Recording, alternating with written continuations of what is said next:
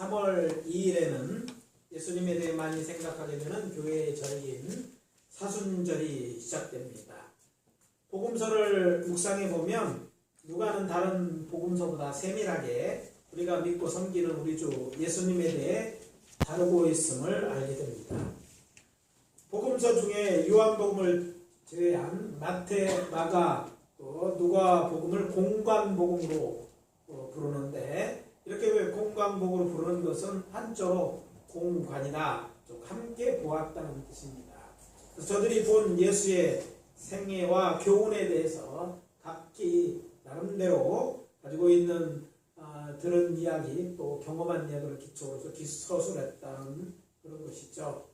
그렇지만 이 세 권을 자세히 읽어보면 복음서를 기술하는 사람이 다르다 보니까 각 권마다 특징이 있고 특별히 관심을 가지고 기록한 부분을 이런 것을 어렵지 않게 알게 됩니다. 따라서 저는 예수님이 어떤 분이시고 또 우리를 위해 무슨 일을 하셨는지 묵상함에 있어서 오늘은 누가복음을 기록한 누가의 눈을 통해 보고자 합니다. 설교 제목 보시고 놀랐을까요? 야, 내가 좋아하는 아이스크림인데 옛날에는 이게 처음 나왔을 땐 참 인기 짱이었어요. 저도 좋아하는 그 아이스크림 누가바입니다. 누가가 본 예수 그리스도가 누구인지 대해 말씀드리고 은혜를 나누고자 합니다. 누가의 시각에 비친 예수, 그런 얘기죠. 누가에게 예수님은 어떤 분이셨을까? 그렇게 해서 제가 얻은 결론은요, 예수님은 성장하는 사람이었고 또 기도하는 사람이었고 꿈꾼 사람이었고 그리고 성령의 사람이었습니다. 지난주일 저는 성장하는 사람이었던 예수님에 대해서 말씀드렸고, 오늘은 다른 관점에서, 이 두 가지 관점에서 예수님이 어떤 분인지 말씀드리고 은혜를 나누고자 합니다. 첫째, 예수님은 기도의 사람이었습니다. 따라해 봅시다. 예수님은 기도의 사람이었다. 잘 아시는 것처럼 누가복음과 사도행전을 기록한 누가는 사도 바울의 제자로서 당시 로마 제국의 고관이었던 데오빌로라는 사람에게 예수의 삶을 기록해 보냈는 편지가 바로 누가복음과 사도행전입니다. 사실 누가는 예수님의 12제자가 아닙니다. 그는 분명 사도 바울을 비롯한 예수님의 제자들에게 전해들은 예수의 길을 정리하여 적었을 것입니다. 오늘 본문입니다. 침례 요한이 요단강가에서 죄사함을 받게 하는 회개의 세례를 전파할 때 갈릴리에서부터 오셔서 예수님의 침례를 받으십니다. 이때 성령이 비둘기같이 같은 형태로 그 위에 강림하시고 하늘에서 소리가 들립니다. 너는 내 사랑하는 아들이라, 내가 너를 기뻐하노라. 모든 공관복음서에 나오는 말씀인데, 그런데 흥미로운 사실은 마태와 마가와 다르게 누가는 예수님이 침례를 받으시고 성령이 강림하시는 중간에 예수님이 어떤 행동을 하셨다고 기록하고 있는데, 그게 바로 기도입니다. 예수님은 기도하셨다. 다른 복음서에 똑같이 맞는데 이 부분을 기록하지 않고 있지만 누가는 이런 이야기에 관심을 기울이고 또 예수의 이야기를 빠지지 않게 하려고 기록하였던 것입니다. 이렇게 예수님은 공생애를 시작하였고 세상 죄를 지고 십자가 위에서 큰 소리로 아버지를 부른 후에 운명하십니다. 예수님께서 큰 소리를 불러 이르시되 아버지, 내 영혼을 아버지 손에 부탁하나이다 하고 이 말씀을 하신 후에 숨지시니라. 누가복음 23장 46절입니다. 예수님께서는 그의 공생애를 시작하면서 하나님께 기도하셨고 숨을 거두시는 그 순간에도 하나님께 기도하시는 것입니다. 그러나 그것이 전부가 아닙니다. 자세히 복음서를 들여다보면 예수님께서는 요한에게 침례를 받으신 후에 성령에 이끌려 유대 광야로 가서 거기서 40일 동안 금식하면서 마귀에게 시험을 받으셨습니다. 공관복음에 이것도 모두 나오는 이야기입니다. 근데 이 이야기 속에서 놓치지 말아야 할 것은 예수님께서 성령에 이끌려 광야에서 시험을 받으셨다고 하는데 처음부터 배가 고픈 건 아니죠. 물론 장기 금식을 하다 보면 시작하는 날부터 괜히 배가 고프더라고요. 평상시에 안 먹어도 배가 안 고픈데 금식해야겠다 생각만 해도 배가 고프기 시작하긴 하는데, 아무튼 예수님 40일 금식은 처음부터 줄이신 것이 아니죠. 그러면 예수님 광야에서 무엇을 하셨을까 생각해 보신 적이 있는지 모르겠어요. 대부분 생각하지 않습니다. 광야에서 40일 동안 시험받았다는 것만 알고 있고, 예수님 왜 거기 가서 40일 동안 계셨을까? 무엇을 하셨을까에 대한 생각은 별로 안 하는 편이죠. 유대인들에게 광야는 어떤 곳입니까? 광야는 하나님이 말씀하시는 장소입니다. 그것은 광야를 뜻하는 히브리어로 미드바르라는 이런 이제 히브리어로 사용되는데요. 미드바르는 그래서 이제 말씀을 뜻하는 따바르에서 나온 단어입니다. 그 미는 장소를 의미하죠. 그래서 하나님이 말씀하시는 장소가 곧 광야라는 뜻입니다. 광야는 비가 오지 않아서 나무가 자라지 못하고 농사도 줄 수 없는 그런 땅입니다. 그래서 짐승조차도 살기 힘든 아주 메마른 땅입니다. 그러면 어떻게 됩니까? 나무들이 자라고 아무것도 없으니까 하늘이 넓게 열려 있고 어렵지 않게 하늘과 땅이 맞닿아 있는 모습을 볼 수 있는 곳이 광야입니다. 우리나라에는 없죠. 이제 이스라엘에 가면 이 광야를 보면 유대 광야가 이런 것이구나 실감하게 됩니다. 아무튼 생명들이 살지 않기 때문에 바람 소리 외에 그 어떤 소리도 들리지 않기에 이곳은 뭐하기에? 기도하기에 딱 좋은 장소인 것입니다. 그러므로 예수님께서 광야로 나가서 40일을 계셨다는 말은 유대인들은 예수님이 지금 그곳에서 기도하셨다는 것을 암시하는 말이죠. 유대인들이 어디서 하나님의 음성을 들었습니까? 출애굽할 때 광야에서 하나님의 음성을 듣습니다. 모세에서 하나님은 광야에서 하나님을 만나고 소명을 받고, 그러니까 유대인들에게 광야는 하나님의 말씀을 듣는 거예요. 때때로 저는 우리 성도님들이요 이렇게 눈에 보이는 광야가 아니라도 광야 같은 곳에서 하나님을 보기를 하나님 앞에 기도하고 하나님의 음성 듣기를 원합니다. 예수님은 이제 공생애를 시작하셨습니다.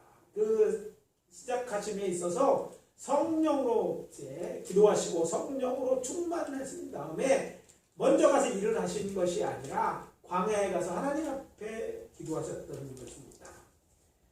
그리고 예수님은 공생의 끝에 예루살렘 성에 올라가신 후에 제자들과 마지막 유월절 만찬을 마치시고 그리고 어디 가셨어요? 감람산 곧 올리브산에 있는 겟세마네, 동산이라고 자꾸 얘기하는데 동산이 아닙니다.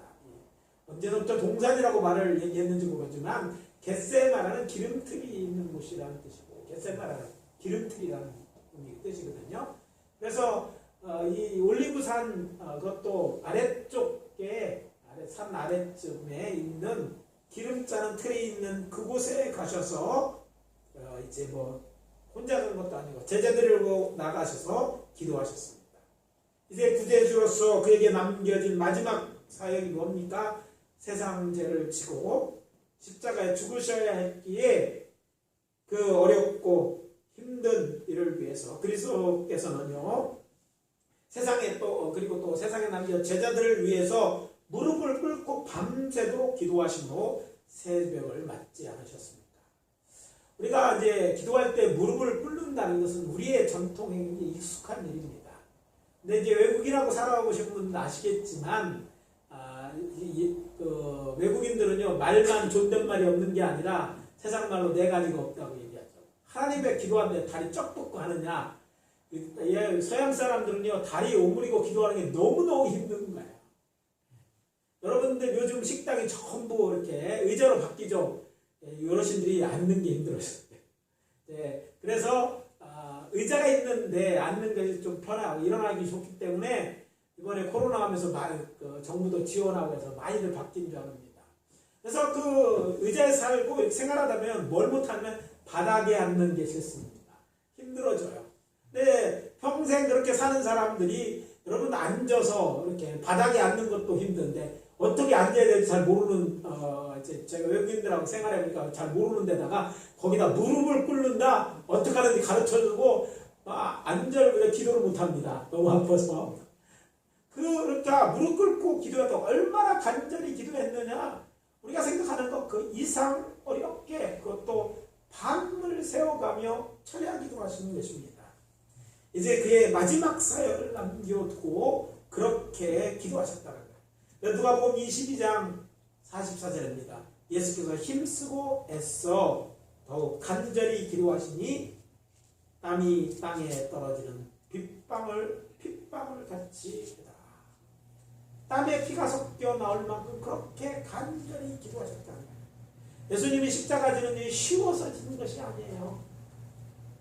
예수님이 당하는 고통, 육신을 입고 있기 때문에 그 고통을 감내하셔야 됐던 거예요. 그러나 그 길 외에 세상을 구원할 길이 없기 때문에 죄값을 치워야 되기 때문에 그 일 어떤 일인지 주님은 아시었기 때문에 그 일을 앞에 놓고 그렇게 간절히 기도하셨던 것입니다. 누가복음을 통해 예수님의 공생애를 보면 요단강에서 요한에게 침례받으신 즉 기도하시러 요단강에서 40일 동안 금식 기도하시고 갈릴리로 도가서 천국 복음을 전하기 시작하셨습니다. 그리고 3년 반을 마치고 제자들과 따르는 무리와 함께 다윗성인 예루살렘 성에 입성하신 후에 5일째 되는 날 밤에 유월절 만찬을 잡수신 후에 성박 이 겟셋마네에서 철야 기도하신 후에 대제사장이 보낸 군사들에게 붙잡혀 로마총독 빌라도에게 심판을 받으시고 왕으로 십자가에 못 박히신 후에 마지막 자신의 영혼을 아버지 하나님께 의탁하시고 돌아가신 것입니다. 그러니까 예수님은 그의 공생을 기도로 시작하셨고 기도로 마치셨어요. 예수님에도 이것도 엄청난 가업이었어요. 그런데 예수님은 자신의 하나님이신 그런 능력을 사용해서 모면하시는 것이 아니라 그 능력을 제한하시고 마치 우리들처럼 하나님이시지만 육신을 입은 자로서 그렇게 기도함으로 주의 사역을 감당했고 기도하고 그 어려움 속에서 맡은 사명을 끝내셨던 것입니다. 그게 전부가 아닙니다. 예수님의 공생의 기간 동안에도 시시때때로 기도하면서 사역을 감당하셨습니다. 누가복음 5장 12절 이하에 보면 예수님께서는 나병 환자를 고쳐준 후에 물러가 한적한 곳에 기도하셨습니다. 잔치자리 간 게 아니라 오히려 기적을 일으키기 전도 아니고 일으킨 후에 혼자 가서 기도하신 거예요. 그리고 12제자를 택하실 때도 어떻게 하셨습니까? 산에 가셔서 밤을 새워서 하나님께 기도하신 후에 당신의 제자를 불러서 그 중에 12를 택하사 사도로 삼으셨습니다. 아울러 보리떡 5개와 물고기 2마리로 남자만 5,000명을 먹이신 후에 따로 기도하셨어요. 따로 산에서 기도하셨던 것입니다. 그리고 베드로, 야고보, 요한을 데리고 기도하러 높은 산에 올라가서 기도하는 중에 용모가 변하여 옷에 광채가 나시는 일도 있었습니다. 예수님께서는 이렇게 당신의 삶을 통하여 친히 기도하는 모습을 제자들에게 보여주심을 통해 우리 그리스도인의 삶이 어떤 삶을 살아야 되는지 본을 보여주신 것입니다. 만약 예수님이 하나님의 능력을 사용해서 그렇게 했다면 우리는 주님과 같은 주예를 감당할 수가 없습니다. 하나님이니까 하시는 것입니다. 그러나 예수님은 하나님으로서의 자신의 능력을 제한하시고 이렇게 기도함으로 일을 함으로 통해서 우리도 똑같이 성령을 의지해서 주예를 감당할 수 있음을 보여주고 이렇게 주의 일을 하시는 것이다.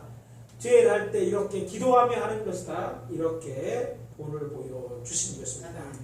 그런 걸 통해서 주님은 우리에게 이런 메시지를 주십니다. 너희도 기도하는 사람이자.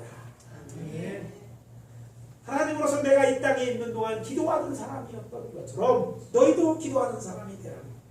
이것이 오늘 우리가 예수님의 삶을 통해 들어야 하는 강력한 메시지입니다. 그러나 그것이 전부가 아닙니다. 예수님은 기도에 대해서 가르치시고 친히 어떤 내용으로 기도해야 하는지도 알려주셨습니다. 확인 들어갑니다. 누가복음 19장 46절에 보면 예수님께서는 구약 성경에 성전은 기도하는 집이라 될 것이라 했는데 너희들이 강도 위에 소굴을 만들었다고 저들을 책망하셨습니다. 이것을 통해서 예수님 화나셨구나 이런 일만 생각하면 이게 우리가 주님이 주신 메시지 전부를 아는 것이에요. 뭘 의미합니까? 우리로 하여금 성전 곧 교회에서 기도하라고 권면하고 있는 것입니다.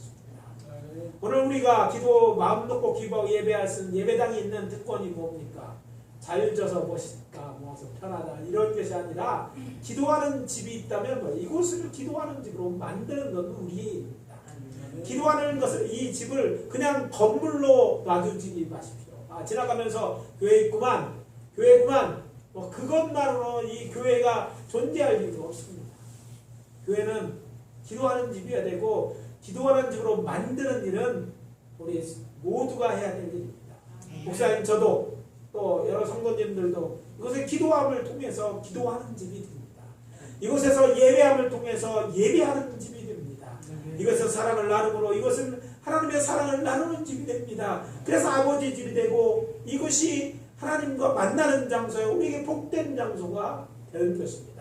남에게가 아니라 우리에게 복된 장소가 되어야 되는 것인데 특별히 이곳을 기도하는 집으로 꼭 만들어 주시기를 바랍니다.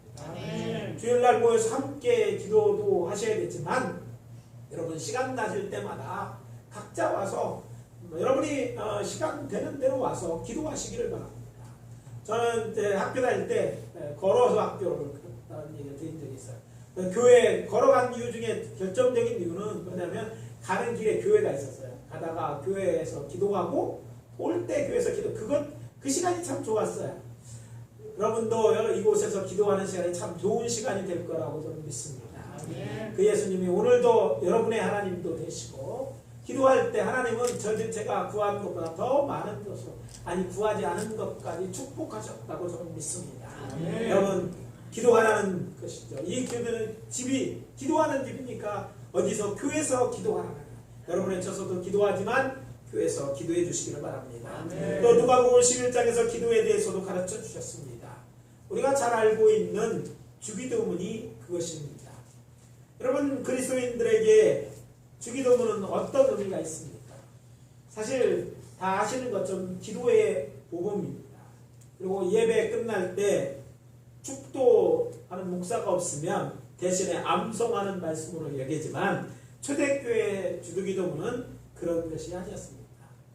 그때나 지금이나 유대인들은요 기도문을 통해서 기도했기 때문입니다. 유대인들은 우리처럼 우리가 원하는 얘기를 하나님 이름 부르고 다 얘기하는 것이 아니라 기도문을 읽거나 기도문을 암송함으로 기도합니다. 쭈글쭈글해서 기도하는 게 아니라 기도문을 암송하고 있는 거예요. 그래서 유대인의 기도는 지금이나 그때나 기도문을 통해서 기도하는 것이죠. 주기도문은 예수님께서 제자들에게 그렇게 기도하라고 주신 기도문이라는 말씀입니다. 그래서 권면합니다. 주기도문을 암송하지 말고 지금보다 더 자주 주기도문으로 기도하십시오. 여러분 기도문으로 기도한다는 이런 장점이 있습니다. 필요 없는 얘기, 하나님이 듣기 싫어하는 얘기를 하는 게 아니라 꼭 들으실 얘기만 하는 것이고 그래서 신학적으로 논리적으로 아주 충분해. 물론 이것의 약점은 뭡니까? 우리의 기도를 해야 되는데 우리에게 필요한 것이 있는데 우리 기독교인들은 그렇잖아요. 흔히 지금 우리가 잘 아는 것이 그 오랜 전통에 따라 주기도문의 형식에 맞추어서 여러분의 기도의 제목 특별히 교회와 이웃 이 나라를 위하여 간절히 기도하여 주시기를 예수 그리스도로 부탁합니다. 우리 대표 기도를 해주신 조미애 권사님 러시아와 우크라이나의 전쟁 중에 있는 것을 놓고 기도하셨습니다. 하나님이 들으실 만한 기도인 것입니다. 며칠 전에 우리 교단의 교회가 포스케아 교회가 우크라이나에도 있고 러시아도 있습니다. 그래서 우리 우크라이나에 있는 우리 포스케아 교우들이 또 러시아에 있는 교우들이 전쟁에 대한 문제를 놓고 하나님의 도우심이 필요하다고 기도의 제목을 올려놓았습니다. 사실 전쟁은요 뭐 권력 가진 사람 뭐 이렇게 하는 사람들은 문제가 없지만 전쟁의 현장에 있는 군인들이나 민간인들 군인들 모두 할 것 그 피해가 있는 것 아닙니까? 정말 사람의 힘으로 어찌할 수 없는 그런 일이 일어날 텐데 여러분 이때가 기도해야 될 때인 줄 믿습니다. 이 두 나라에 있는 성도 그냥 백성들을 위해서 정말 전쟁이 나면 우리도 피해도 있지만 피해가 있어서가 아니라 정말 그들의 전쟁에 대한 수많은 아픔이 있잖아요. 그를 위해서 기도해 주시고 특별히 우리 보스교회 교인들이 이 어려움 속에 현장에 있습니다. 위해서 기도해 주시기를 부탁을 드립니다. 또 지금 대통령 선거 10일 앞으로 다가왔지 않습니까? 대통령 선거를 위해서 기도해야 됩니다. 마음에 안 드는 사람이 있을 수 있어요. 호감, 비호감도 있을 수 있습니다. 그러나 우리가 해야 될 일은요, 하나님이 도와주셔야 될 것 같아요. 하나님이 이 나라가 정말 하나님의 예배하게 해주고 또 이 나라의 자유가 지켜주는 나라가 되기 위해서 정말 우리가 해야 될 일은요, 기도인 줄 압니다. 여러 때보다 이럴 때 기도하시는 일에 힘써 주시기를 바랍니다. 그리고 기억하십시오. 지금 우리가 살고 있는 이때가 말세입니다. 말세를 살고 있기에 주의 말씀을 전합니다. 너희는 장차올 이 모든 일을 능히 피하고 인자 앞에 서도 항상 기도하며 깨어 있으라. 누가복음 21장 36절입니다. 인자 앞에 서도 예수님 앞에 언젠가 서게 될 텐데 그 앞에 설 때까지 우리는 뭐 해야 된다고요? 항상 기도하고 깨어 있어야 합니다. 우리 주 예수님께서 이 선한 명령에 따라 항상 기도하며 깨어 있는 자들이 되어주시기를 예수 그리스도의 이름으로 축원합니다. 아멘. 둘째, 예수님은 꿈꾸는 사람이었습니다. 따라해 보십시오. 예수님은 꿈의 사람이었다. 누가복음을 기술한 누가는 다른 복음서와 다르게 구약성서 특히 이사야서 메시아가 오시기 전에 와서 그 길을 따라 그 길을 예비하는 엘리야 곧 침례 요한의 출생에 대한 천사의 예고서부터 그 이야기를 시작합니다. 이미 이제 복음서 마가복음이 먼저 나왔다고 우리가 알고 있잖아요. 알고 있었어요. 그리고 뭐 제자들은 알고 있는데 어디서부터 시작할까? 누가의 신학과가 열리는 거예요. 근데 그가 시작할 때 여기 침례 요한이 출생에 대한 예고서부터 시작합니다. 그래서 침례 요한 출생 예고가 난 다음에 또 그 다음에 이어서는 예수님의 출생 예고가 나오고 또 침례 요한이 태어난 출생한 얘기가 나오고 이어서 또 예수님이 태어난 얘기가 나오는 것이죠. 아무튼 이해로 이어가는데 예수님이 가이사랴 동네인 베들레헴에서 탄생하게 된 이유를 설명하신 다음에 예수님의 탄생에 대해서 그 지역 목자들이 양을 지키면서 주의 사자로부터 들은 얘기를 그 기쁜 소식을 적고 있습니다. 이렇게 여호와 하나님의 꿈이 현실에 되었음을 표현하기 위해서 이렇게 적는 것이죠. 누가복음 2장 11절입니다. 오늘 다윗의 동네에 너희를 위하여 구주가 나셨으니 곧 그리스도 주시니라. 아기를 보리니 이것이 너희에게 표적이니라. 자, 많은 예언이 있었습니다. 그런데 예언이 언제 이루어질지 모르는 그런 얘기였어요. 그런데 아이가 태어났다는 거예요. 아이가 태어났던 하나님이 이렇게 구원자를 보내실 것이다 이야기만 한 것이 아니라 이제 하나님이 구체적으로 뭐한 거예요? 행동하셨다는 거예요. 직접적인 징조, 세상을 구원한 구세주가 와야 되는데 온 증거는 아기에서 태어난 것 말고 무엇이 더 있을 것입니까? 중요해요. 그래서 구원자 아기에서의 첫 울음소리는 하나님의 아주 오래된 꿈이 이루어지는 위대한 역사의 서막을 알리는 신호소리인 것처럼 그가 기록하고 있다는 거예요. 여호와 하나님께서 우주 만물을 창조하시고 그 안에 기쁨의 낙원인 에덴 동산을 창설하셨습니다. 그리고 그의 사랑의 대상으로 아담과 하와를 만드사 거기 두시고 그것을 거느실 때까지 아무 근심이 없으셨습니다. 그때는 하나님께 모인 모든 것이 하나님의 기쁨이고 행복이었습니다. 그런데 아시는 것처럼 문제가 생겼습니다. 그것도 아주 큰 문제가 발생했는데 아담과 하와가 사탄의 말을 듣고 하나님께서 따먹지 말라 명하신 선악을 알게 하는 나무 열매를 따먹고 죄인이 된 것입니다. 이제 저들은 더 이상 낙원에서 살 수 없게 되어 쫓겨나야 했고 결국 죽음을 당하게 된 것입니다. 그것이 저들의 후손인 인류의 운명이 되어버리게 되는 것입니다. 이렇게 살아가는 이들이 죄로 인하여 죽어 심판을 받고 영벌을 받게 되는 것입니다. 이때부터 여호와 하나님은 저들의 죄 문제를 해결하고 다시 저들과 낙원에서 사는 꿈을 꾸시게 되는 것입니다. 이제는 이런 꿈이 필요 없어요. 그 꿈대로 다 이루셨으니까. 그러나 아담과 하와가 하나님의 말씀을 어기고 죄인이 된 이후에 이제 하나님은 새로운 꿈을 꾸셔야겠어요. 왜? 죄인들을 다 보라고 끝내시는 것은 하나님의 사랑에 용납할 수 없는 일이었기 때문에 새로운 꿈을 꾸기 시작했어요. 저들과 다시 낙원에서 행복하게 사는 꿈 말입니다.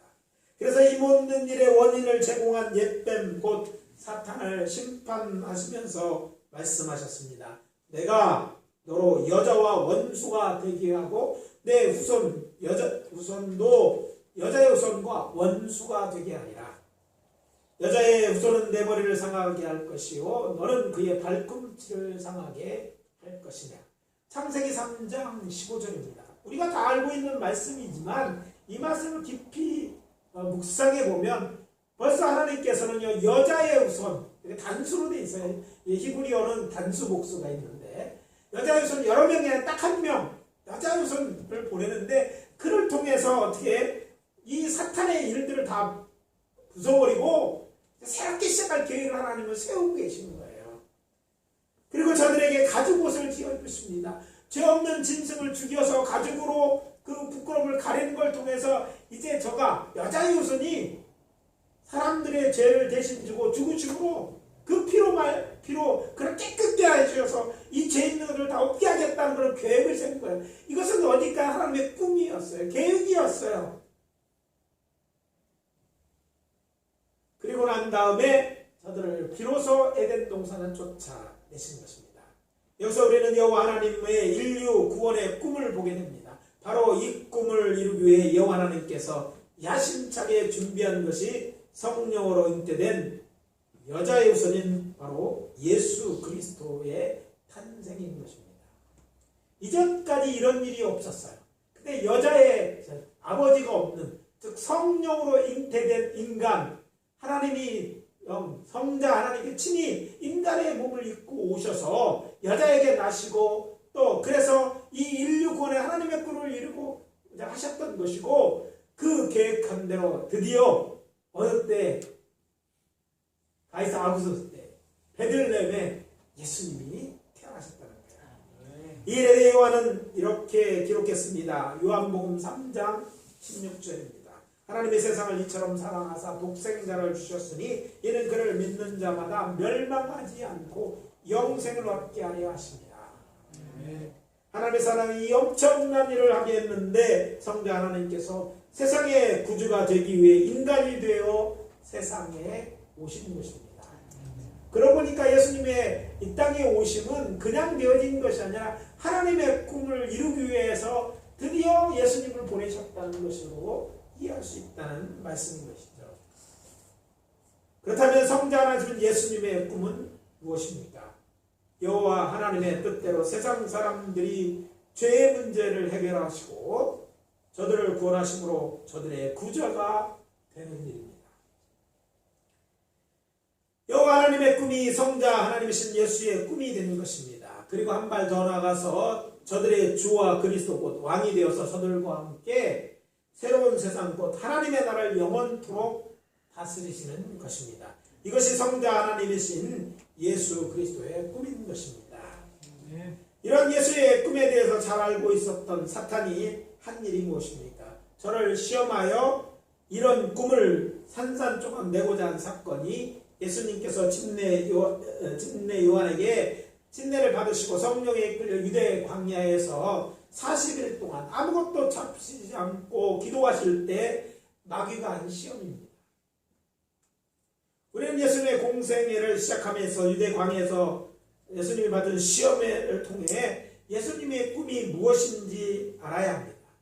사탄은 먼저 예수님에게 내가 만일 하나님의 아들이거든 이 돌들에게 명할 떡이 되게 하라 시험합니다. 만약 예수님이 주이신 배를 채우려고 사탄의 말을 들었다면 어떻게 되었을까요? 인류의 조상이었던 아담과 하와처럼 하나님의 말씀이나 사탄의 말을 듣고 행동하는 잘못을 범하게 된 것입니다. 그러나 그렇게 하지 않았어요.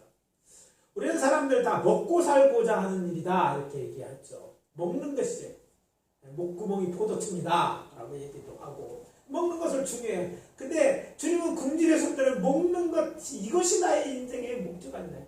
잘 먹고 하면 근데 금식은 뭐 그렇잖아요. 안 해도 되는 거예요. 꼭 해야 되는 거 어떻게 따지면. 그러나 의도로 금식하셨는데 그에게 먹을 것 가지고 시험할 수 있는 것들은 아니었지 않습니까? 아무튼 예수님은 그의 사탄의 그런 말을 하나님의 말씀을 통해서 거절하시게 됩니다. 뭐라고요? 기록된 바 사람의 떡으로만 살 것이 아니다. 떡으로만 사는 것이 아니다. 하나님의 말씀으로 사는 것인데 내 말씀대로 사는 내가 네 말을 들을 이유가 없다. 그런 얘기죠. 그러나 사탄은 이번에는 순식간에 천하만국을 보이며 이 모든 권위와 그 영광을 내게 주리라. 이것은 내게 넘겨준 것이므로 내가 원하는 자에게 주노라. 그러므로 내가 만일 내게 전하면 다 내 것이 되리라 말합니다.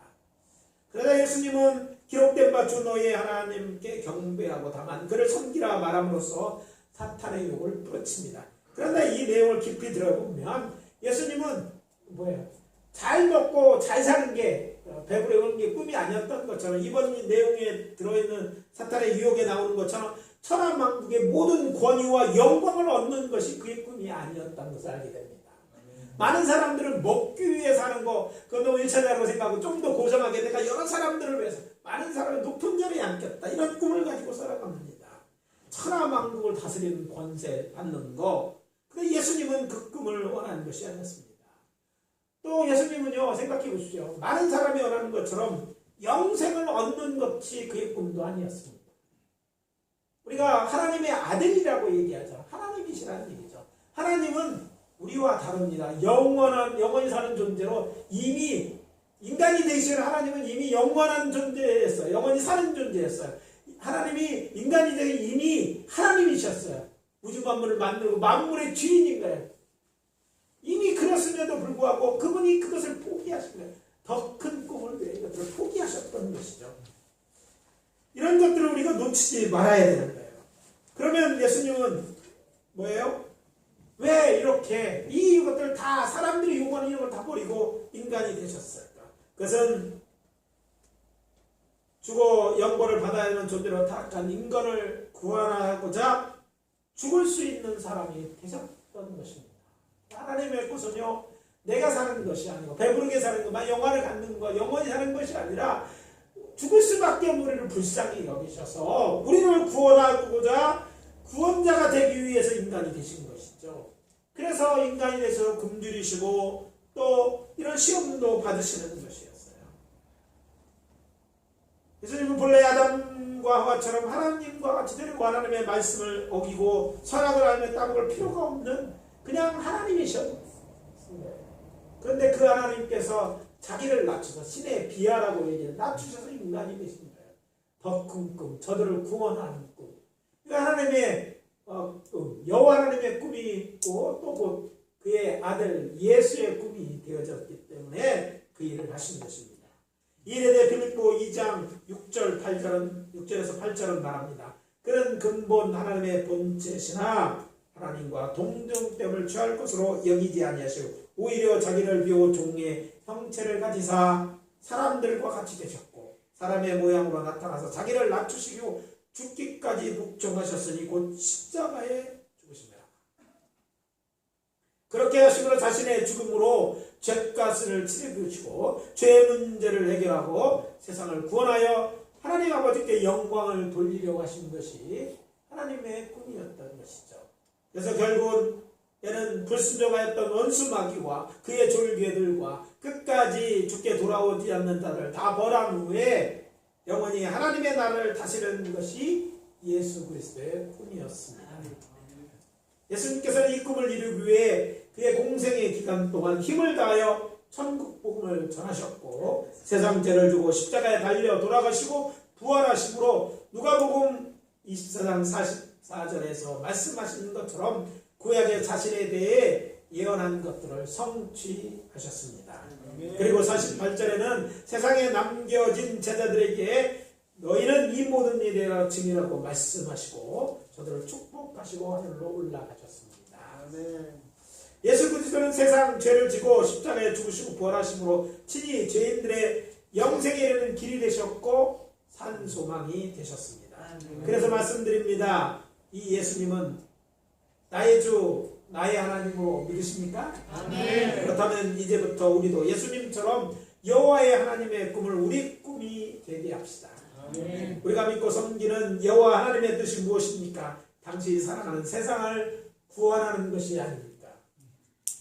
거기에 받아드신 예수님이 하신 일이 있는 것처럼 예수를 나의 구주로 믿어 이제 구원을 얻고 하나님의 자녀 곧 양자된 우리가 해야 할 일이 있습니다.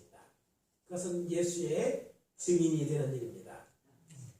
그것은 이 구원의 기쁜 소식을 세상에게 전함으로 저들을 생명으로 초청하는 일입니다. 여러분의 꿈이 무엇입니까?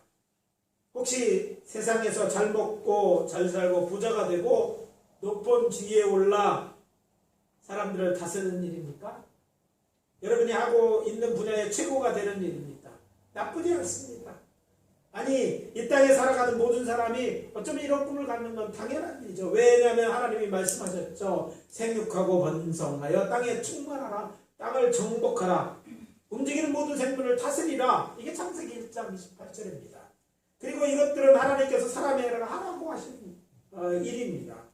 예수님께서도 공생애를 시작하기 전까지 그렇게 열심히 가족을 돌보고 사셨습니다. 그러나 그것은 어디까지나 세상 일이고 그렇게 얻은 부와 명예는 영원한 것이 아닙니다. 인류가 타락한 이후에 사람들에게는 다른 일이 하나 더 생겼습니다. 여호와를 믿고 땅의 모든 족속들이 복을 얻는 일, 곧 구원을 얻게 하는 일에 동참하는 것입니다. 이것이 우리 하늘 아버지 여호와 하나님 그리고 우리 주 예수님의 꿈이시고 그 꿈이 여호와 하나님께서는 우리의 꿈이 되기를 원하십니다. 아멘. 이제 오늘 말씀 마무리합니다. 예수님처럼 기도의 사람이 되십시오. 아멘. 항상 깨어 기도하는 사람 말입니다. 무슨 일만 생기면 목사님 이렇게 찾지 마시고 목사를 찾지 말라는 얘기는 저한테만 기도하라고 하지 마시고 여러분도 기도하십시오. 저 놀랄까봐 새벽에 문제가 생겼는데 안 나오지 마시고 놀라면 나오셔서 얘기 좀 하시고 같이 기도합시다. 그리고 여러분의 삶에 주어진 시간에 일부를 떼어서 꿈을 이루는 일에 사용하십시오. 여러분의 꿈을 위해 여러분 열심히 사셨다면 조금은 남겨두셔서 주의 꿈을 이루는 데도 쓰시라는 거예요. 특별히 하나님을 위한 일에 쓰십시오. 그렇다고 꿈에 투자하라는 얘기가 아니라 하나님 자녀답게 살라는 말씀입니다. 하나님의 놀랍고 위대한 꿈 거기에 우리의 작은 꿈을 두고 열심히 살라는 거예요. 저는 그 시간이 좀 많아졌으면 좋겠어요.